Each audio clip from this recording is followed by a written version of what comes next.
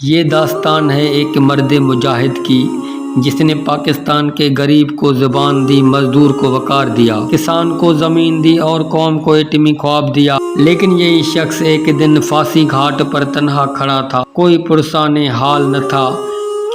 آخر کیوں ذوالفقار علی بھٹو جیسا رہنما زوال کا شکار ہوا؟ 1958 میں بھٹو نے ایوب خان کی کابینہ میں شمولیت اختیار کی۔ جوان، ذہین اور مہارت میں بے مثال۔ بھارت کے ساتھ مذاکرات ہوں یا اقوام متحدہ کی تقریر، بھٹو کی آواز پاکستان کی شناخت بن گئی۔ 1965 کی جنگ میں بھٹو کے موقف نے قوم کا دل جیت لیا۔ 1000 سال تک جنگ کا نعرہ۔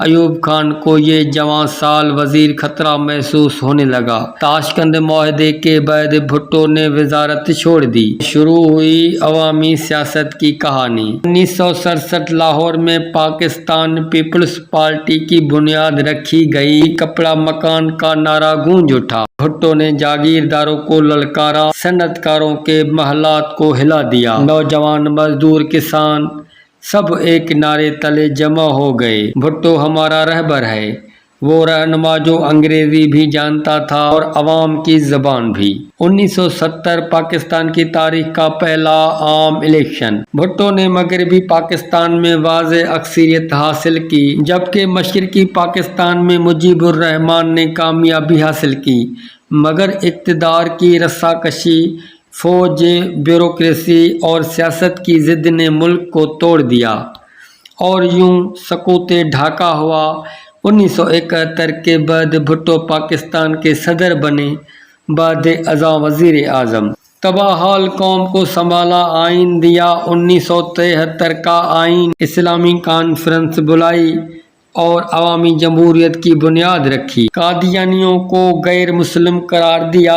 بھارت کے ایٹمی دھماکے کے بعد بھٹو نے قوم سے وعدہ کیا، گھاس کھا لیں گے مگر ایٹم بم بنائیں گے۔ ڈاکٹر عبدالقدیر خان کو لے کر ایٹمی پروگرام کا آغاز کیا۔ پاکستان ایٹمی طاقت کی راہ پر چل نکلا۔ صنعتوں کو قومی تحویل میں لیا، بڑے جاگیرداروں کی زمینیں ضبط کی گئی، غریبوں کو ملازمتیں اور شناخت ملی، لیکن ان اصلاحات نے سرمایہ دار طبقے کو ناراض کر دیا۔ اشرفیہ میں کھلبلی مچ گئی۔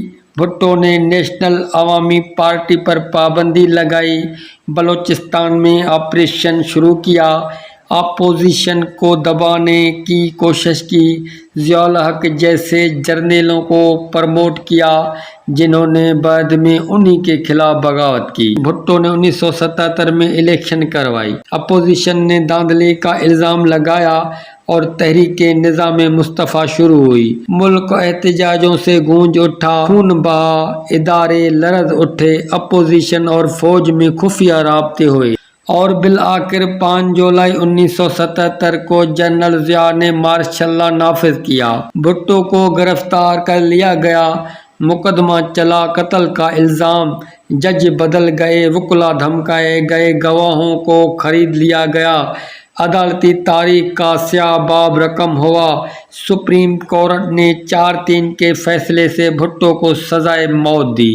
بھٹو جیل میں قرآن پڑھتے، چہرے پر سکون، دل میں طوفان، قوم کی خاموشی انہیں چبھتی تھی۔ نصرت بھٹو، بے نظیر، مرتضیٰ سب ملاقات کے منتظر، مگر وقت کم تھا۔ رات کی تاریکی میں 4 اپریل 1979 بھٹو کو پھانسی دے دی گئی۔ بھٹو کا جسد خاکی گڑی خدا بخش پہنچا، لاکھوں لوگوں نے جنازے میں شرکت کی۔ خاموشی، آنسو اور دکھ کا طوفان تھا۔ طاقتور فوجی اسٹیبلشمنٹ سے ٹکر لینا، صنعت کار طبقے کو ناراض کرنا، عدلیہ کو اپنے خلاف کرنا، سیاسی اپوزیشن کو کچلنا اور مذہبی طبقے کو متحد ہونے دینا، یہ سب مل کر بھٹو کے زوال کا سبب بنے۔ سب سے بڑی غلطی ضیاء الحق پر اعتماد۔ بھٹو آج بھی عوام کے دل میں زندہ ہے۔ وہ غریبوں کا لیڈر تھا، کسانوں کا دوست، جوانوں کا رہبر۔ بے نظیر، مرتضیٰ، شاہ نواز سب نے قربانی دی، مگر بھٹو ازل سے ابد تک ایک علامت رہا۔ یہ داستان تھی ایک مرد مجاہد کی جو اقتدار کے ایوانوں سے جیل کی کوٹڑی تک جا پہنچا، لیکن نظریہ چھوڑا نہیں، پیچھے ہٹا نہیں، جھکا نہیں۔ وہ مرا مگر دفن نہ ہوا، کیونکہ ہمیشہ بھٹو زندہ ہے۔ بھٹو تو چلا گیا مگر وہ خواب چھوڑ گیا، ایک ایسا خواب جس میں پاکستان خود مختار ہو، مزدور کو عزت ہو اور عوام کی آواز حکمرانوں کے محفلوں تک پہنچے۔ ان کی شہادت کے بعد ملک میں ماتم کا عالم تھا۔ ضیاء الحق کی آمریت نے ہر زبان کو تالے لگا دیے، مگر لوگوں کے دلوں میں بھٹو کا نعرہ زندہ رہا۔ کل بھی بھٹو زندہ تھا، آج بھی بھٹو زندہ ہے۔ یہ صرف نعرہ نہیں، ایک نظریہ تھا جو سانس لیتا رہا۔ جیلوں، ہتھ کڑیوں اور جلاوطنیوں کے درمیان ایک ہی بیٹی نے باپ کی سیاست کو اٹھایا۔ بے نظیر بھٹو جو آکسفورڈ کی تعلیم یافتہ تھی، وہ اب ضیاء کی آمریت کو للکار رہی تھی۔